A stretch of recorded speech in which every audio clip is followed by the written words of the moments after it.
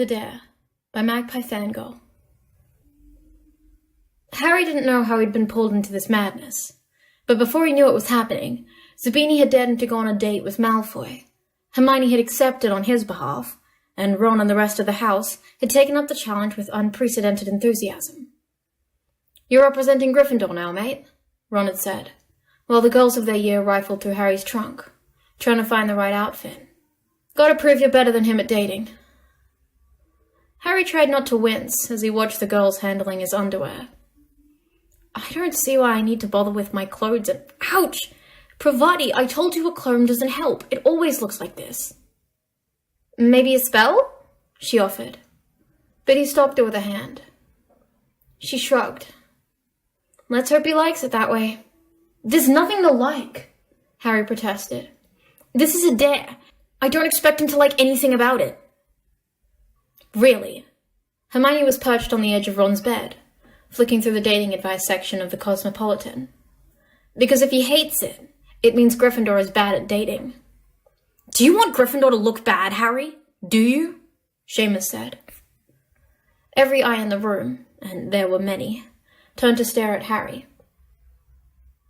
"No, of course not," he mumbled.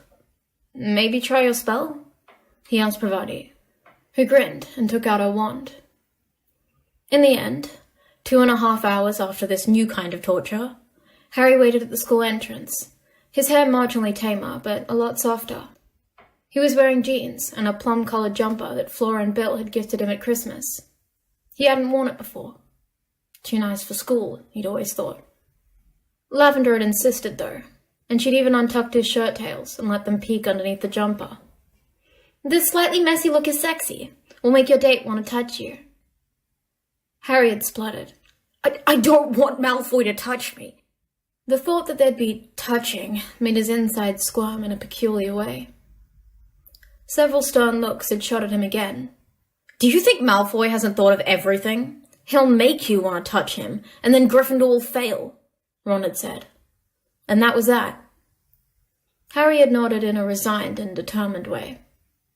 Gryffindor had to win. When Malfoy arrived, he looked— Harry didn't want to think of it that way, but it was the first word that came to him. He looked glorious. He'd worn a crisp white shirt and dark grey suit, and looked so put together and neat that Harry had to suppress a sudden urge to ruffle his hair up or wrinkle his shirt. How deviant. Surely this was a Slytherin tactic, like the ones Lavender knew. Harry clenched his fists and wordlessly led the way out of the castle to Hogsmeade. The walk along the country road was wreathed in a painful silence. Harry wondered whether the Slytherins had a hand in creating Malfoy's look, whether he'd also been advised what to do, and whether he saw it as a house challenge, like Harry did. But Malfoy stared ahead, almost unconcerned that Harry was by his side, which annoyed Harry to no end. So he reached out and held Malfoy's hand. "What?" Malfoy said, shocked, but smoothed his expression when he saw Harry's satisfied smile. "Is there a problem?" Harry asked. "Of course not," Malfoy sneered. They walked for a few more silent minutes, until it was Harry's turn to gasp. Malfoy had started caressing his palm with his thumb. Malfoy's smug smile at Harry's reaction pissed him off. He'd shone. He started stroking Malfoy's palm too, and was rewarded with a blush spreading on Malfoy's face. "Huh. Where—" Malfoy had to clear his voice and start again. "Where do you want to go?" They'd reached Hogsmeade. Harry'd been thinking about the pub. Cozy, lots of booze, perfect place to keep this as non-romantic as possible. But he'd changed his mind. "Madame Puttyfoot's all right?" Malfoy narrowed his eyes. "Sure." The tea shop was as frilly as Harry remembered, but much less pink now that it wasn't Valentine's Day. Thank God for small mercies, Harry thought, as he squeezed at a round table at the back next to Malfoy. The limited space meant Malfoy sat so close that Harry caught a whiff of his perfume, which smelt nice. Enticing.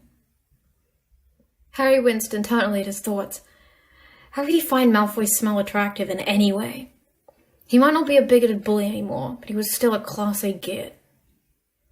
After they'd ordered coffees, Irish, a shot of alcohol being absolutely essential to deal with this situation, Malfoy held his hand again. Harry's stomach performed a flip at his touch, which was quite disconcerting. Harry silently berated his internal organs for their traitorous behavior, and turned to Malfoy, trying to come up with some conversation. What do you say to the man who was your enemy for many years? Hermione had advised Harry to just be himself. What bollocks. Harry had to demonstrate dating prowess, but judging by his last few dates, Susan Burns, Ernie Macmillan, not to mention Cho some years ago, he was crap at it. Malfoy, apparently, found words, proving Slytherin had trained him much better than Harry's housemates had. Your hair looks different. Did you do something with it? Harry wanted to snap back a biting reply, but instead he said, providing you a spell that makes it softer. Oh. Malfoy blushed. It was hot in the tea shop. Softer. His voice came raspy and low, and brought shivers to Harry's spine. Merlin, Slytherin's thought of everything. There's not a lot I can do with my hair, Harry said, to fill the silence. It won't listen to anyone or anything. Just like its owner. Malfoy smiled. Harry was taken aback by the lack of mockery in his tone. It almost sounded as if Malfoy was flirting. I guess, he smiled back reluctantly. It got me into a lot of trouble when I was young. My aunt and uncle hated the sight of it. Once, my aunt sheared off so much of it that you could see my skull. But the following morning it had all grown back. Back then I had no clue what had happened. I mean, it's hard to tame, but I like it. Harry shut his mouth. Why on earth was he babbling about his hair? He gave himself a mental kick in the bum. Accidental magic. Luckily, Malfoy didn't seem bored. He thanked the lady that brought their coffees, and stirred, his left hand still wrapped around Harry's right. Harry would have had to spend the rest of the date one-handed and using his left, because he'd be blasted if he pulled his hand away first. Though, he had to acknowledge that it wasn't that much of a hardship. Malfoy's hands felt rather nice, warm and just large enough. Susan's hands were too small, and Ernie's were too large.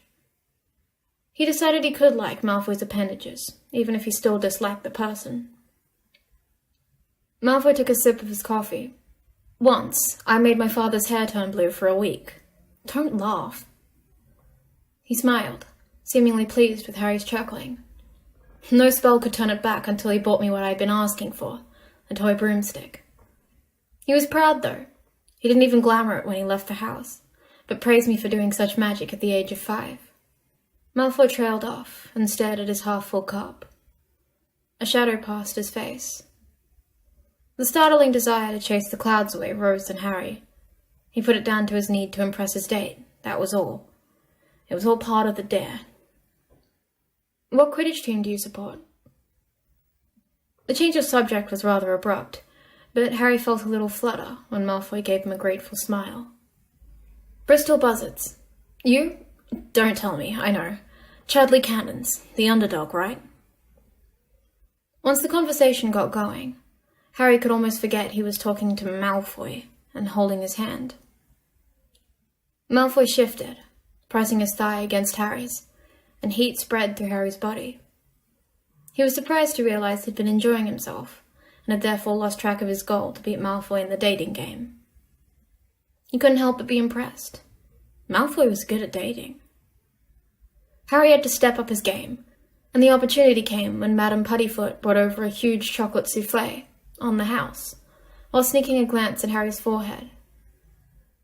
Before Malfoy could say anything about that, as if Harry could help who offered him free desserts, Harry picked up the spoon, cut through the souffle, and offered to feed Malfoy.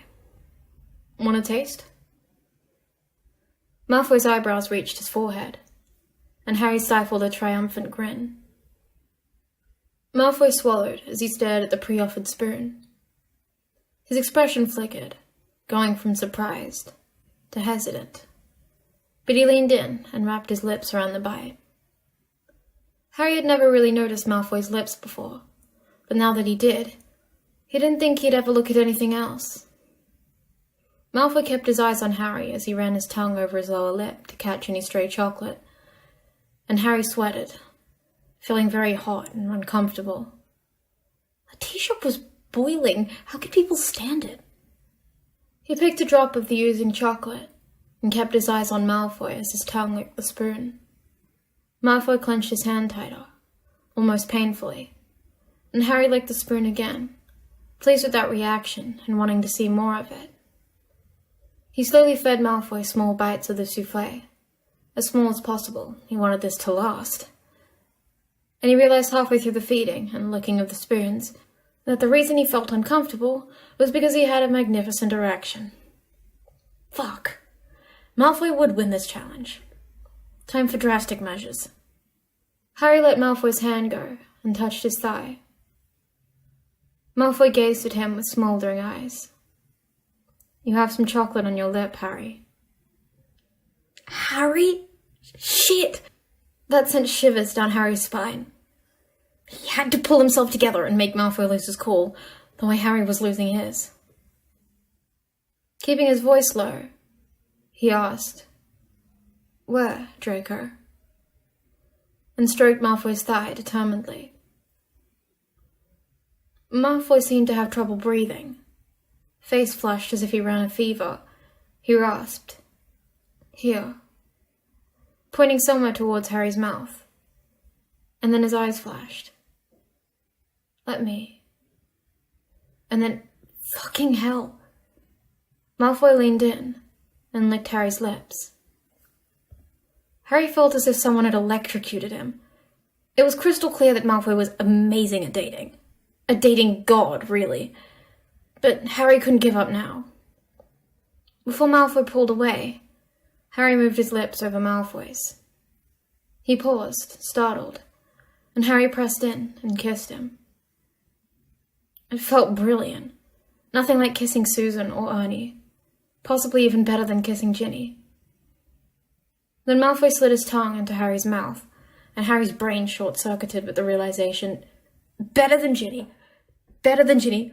Oh God, better than anything.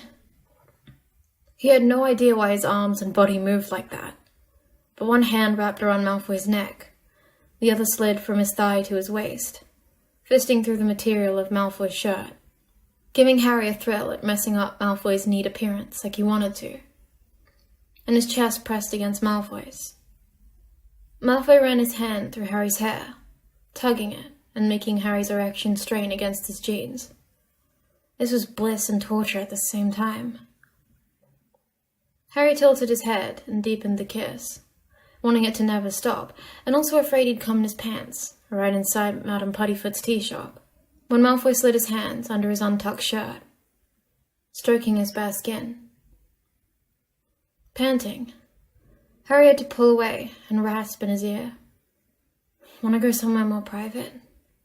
To which Malfoy answered with a feverish look and a nod, and they paid and ran out of the room, as if someone was after them, to find a secluded alley and kiss some more.